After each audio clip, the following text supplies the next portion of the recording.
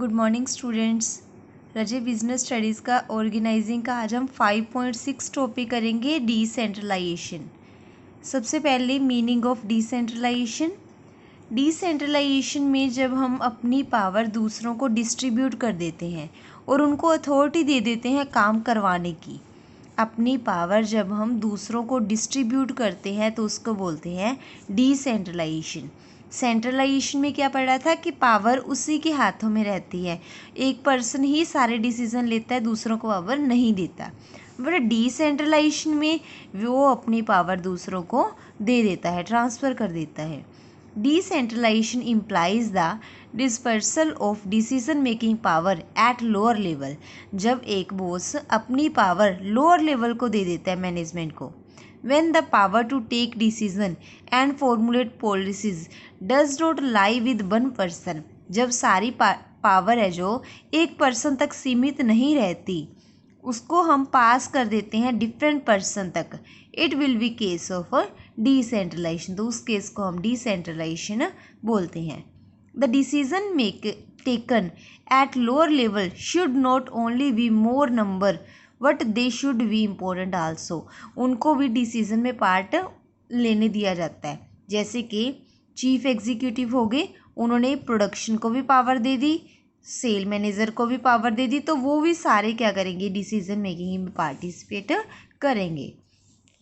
तो एक डेफिनेशन आप कोई भी लर्न के लेना, चाहिए MC फारलैंड की कर लेना, चाहिए एलन की। नेक्स्ट है कैरेक्टरिस्टिक्स ऑफ डिसेंट्रलाइजेशन की विशेषताएं कौन कौन सी हैं डिसेंट्रलाइजेशन की। फर्स्ट है एक्सटेंशन ऑफ डेलीगेशन, कि जो हमारी पावर है हम डेलीगेट कर देते हैं दूसरों को। Decentralisation is the extension of delegation. In delegation the authority is given to lower level and in decentralization also decision making power are diversified and proper at lower level are given the authority to take a decision। जैसे हम delegation में authority देते थे, उसी प्रकार decentralisation में हम decision making की पावर उनको दे देते हैं, वो भी डिसीजन में पार्टिसिपेट कर सकते हैं। रोल ऑफ सुबॉर्डिनेट इंक्रीज, जो हमारे सुपीरियर के अंडर सुबॉर्डिनेट होते हैं उनका भी रोल कंपनी में बढ़ जाता है, क्योंकि वो भी डिसीजन मेकिंग में पार्टिसिपेट करते हैं। Third, reduce workload of top level. When decision making power are detained top level then workload is more. But जब डिसेंट्रलाइजेशन होता है, डिसेंट्रलाइजेशन में हम डिसीजन मेकिंग की पावर दूसरों को दे देते हैं, जिससे रिड्यूस हो जाता है टॉप लेवल का बर्डन। फोर्थ पॉइंट है authority goes to implementation level. जो अथॉरिटी है वो हम ट्रांसफ़र कर देते हैं इम्प्लीमेंटेशन लेवल तक। The decision making power go to the level, दूसरे लेवल डाउन लेवल वाले, जैसे कि प्रोडक्शन मैनेजर, उनको हम ट्रांसफ़र कर देते हैं। The implementation of decision happen at supervisor level. Implementation supervisor लेते हैं। नेक्स्ट है डिसेंट्रलाइजेशन इज़ अ प्रोसेस। तो जो डिसेंट्रलाइजेशन वो प्रोसेस है दूसरों से अपना काम करवाने की, उनको अपनी पावर दे के, उनको अपनी अथॉरिटी दे के और उनको डिसीजन मेकिंग में पार्टिसिपेट करवा के। नेक्स्ट है measure of degree of centralisation. हमें क्या पता लगता है कि डिसेंट्रलाइजेशन ज़्यादा है या कम है, तो मोर और लेस को जानने के लिए वो कौन कौन से पॉइंट है जिनसे हमें पता लग जाता है भी डिसेंट्रलाइजेशन ज़्यादा है या कम। फर्स्ट है नंबर ऑफ डिसीजन। अगर लोअर लेवल वाले पर्सन ज़्यादा डिसीजन लेंगे तो डिसेंट्रलाइजेशन ज़्यादा है, अदरवाइज कम है। Importance of decision. If important decision are taken at lower level then degree of decentralization will be more। अगर important decision lower level वाले लेंगे तो हम समझ आएंगे कि decentralization ज़्यादा है। Effect of decision. If decision effective more function, अगर उनके द्वारा lower level के द्वारा लिया गया एक decision बहुत सारे कामों को इफेक्ट कर रहा है तो हमारी जो है decentralization ज़्यादा है। नेक्स्ट है चेकिंग ऑफ डिसीजन।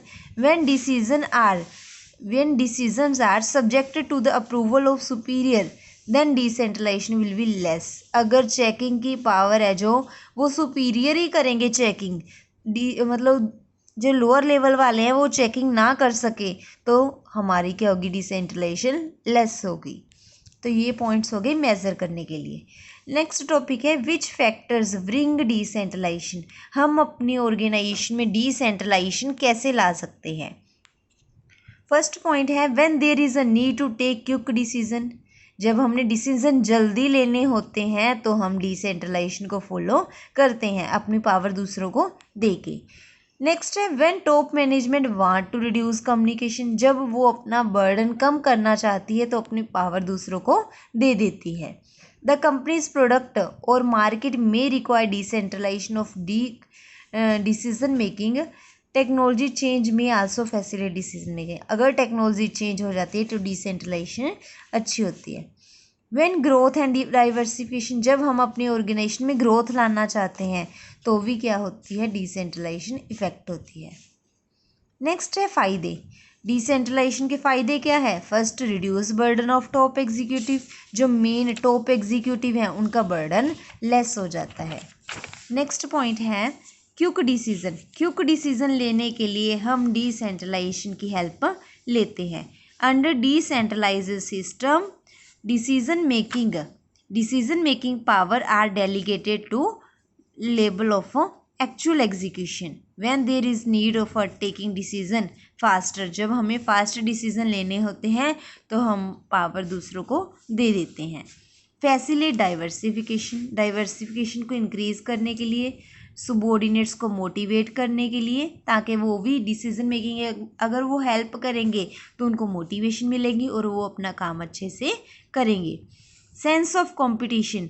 दूसरे डिपार्टमेंट से, एक डिपार्टमेंट का दूसरे से अगर कंपटीशन होगा कि हाँ मेरा डिसीजन अच्छा होगा, वो कहेगा मेरा अच्छा होगा, तो उनमें अगर कंपटीशन होगा तो ज़्यादा बेनिफिट्स होंगे।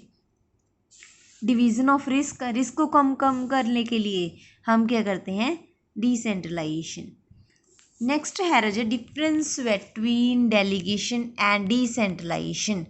तो क्या क्या डिफरेंस है। डेलीगेशन इंडिविजुअल लेवल का होता है और डिसेंट्रलाइजेशन जब हम सभी डिपार्टमेंट्स को पावर दे देते हैं तो ये क्या होगा, टोटलिस्टिक। इसमें कंट्रोल रेस्ट करता है, मतलब कंट्रोल डेलीगेटर के पास ही रहता है, वही कंट्रोल करता है। पर यहाँ पे कंट्रोल दूसरों को दे देते हैं, हम पावर दूसरों को दे देते हैं। नेक्स्ट, डेलीगेशन रूटीन में ही होता है, डेलीगेशन कभी कभी होता है। डिसेंट्रलाइजेशन, डेलीगेशन रूटीन फंक्शन है, रूटीन एक्ट है, और डिसेंट्रलाइजेशन कभी कभी होता है, कभी कभी इसका डिसीजन लेते हैं। A delegator continues to supervise the activities. जो डेलीगेटर है वो कॉन्टिन्यूली एक्टिवेट, मतलब ए डेलीगेटर कॉन्टिन्यूज लगातार सुपरवाइज करता रहता है, बट इसमें हम फ्रीडम दे देते हैं कि वो अपनी मर्जी से कैसे भी हैंडल करे कामों को। तो ये हो गए डिफरेंस। कोई भी आप रजे 6 या 7 पॉइंट्स कर लेना डिफरेंस के। नेक्स्ट है डिसएडवांटेज ऑफ डिसेंट्रलाइजेशन। कमियां कौन कौन सी है। फर्स्ट है लैक ऑफ कोऑर्डिनेशन। कोऑर्डिनेशन की कमी आती है क्योंकि हमने पावर दूसरों को दे दी तो वो कोऑर्डिनेशन में काम नहीं करते। वो कहेगा मेरा डिसीजन अच्छा है, वो कहेगा मेरा, तो डिसेंट्रलाइजेशन से कंपनी में कमी आ जाती है कोऑर्डिनेशन की। Under decentralisation each department unit और सेक्शन इंजॉय सब्सिस्टेंशियल पावर। वो कहेगा मेरी पावर चलेगी, ठीक है, तो इसमें कमी आ जाती है कोऑर्डिनेशन की। सेकंड है difficulty in control.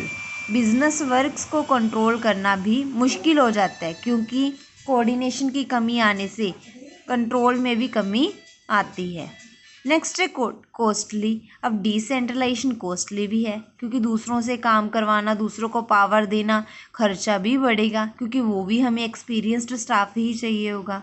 Lack of able manager, तो वही आ गया, स्पेशल पर्सन को ढूंढना भी मुश्किल काम है।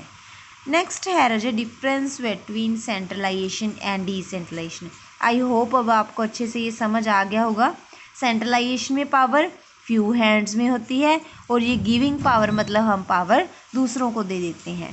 इम्पोर्टेंट डिसीजन टॉप लेवल वाले लेते हैं और इसमें सारे ही डिपार्टमेंट दूसरे भी डिसीजन ले सकते हैं। सेंट्रलाइजेशन स्मॉल कंसर्न के लिए ठीक है और डिसेंट्रलाइजेशन वीक कंसर्न के लिए ठीक है।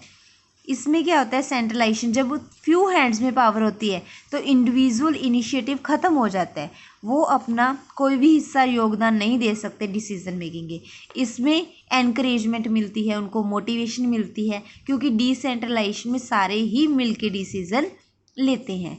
कंट्रोल नेक्स्ट है रजे, control is at the centre, कुछ हैंड्स में ही कंट्रोल होता है और यहाँ पे डिफरेंट डिफरेंट लेवल के पास कंट्रोल होते हैं। Responsibility lies at top, responsibility transfer नहीं होती, टॉप लेवल ही रिस्पॉन्सिबल होता है। यहाँ पे रिस्पॉन्सिबिलिटी डिफरेंट डिफरेंट स्टेप्स, मतलब डिफरेंट डिफरेंट डिपार्टमेंट के हेड की रिस्पॉन्सिबिलिटी बन जाती है। सेंट्रलाइजेशन में no freedom of action is given at lower hands, centralisation में नीचे लोअर लेवल वालों को कोई फ्रीडम नहीं होती, बट डिसेंट्रलाइजेशन में फुल फ्रीडम होती है हर डिपार्टमेंट को। तो ये रजे आपका चैप्टर कंप्लीट हो गया ऑर्गेनाइजिंग। आपने यहाँ तक फुली लर्न करना है, ठीक है। क्वेश्चन आंसर फाइंड करके क्वेश्चन आंसर लर्न करने हैं, और इस चैप्टर का फुल जो बुक वर्क है वो आपने जो साथ में आपको बुक मिली है सोलवर्ड वाली, वहाँ से सारा बुक वर्क आपने लर्न करना है, ठीक है। 5 चैप्टर्स हो गए आपके, 5 के 5 का आपने बुक वर्क वहीं से लर्न करना है, और क्वेश्चन आंसर आपने यहाँ से चैप्टर के लास्ट से ये वाले करने हैं। Okay, thank you students.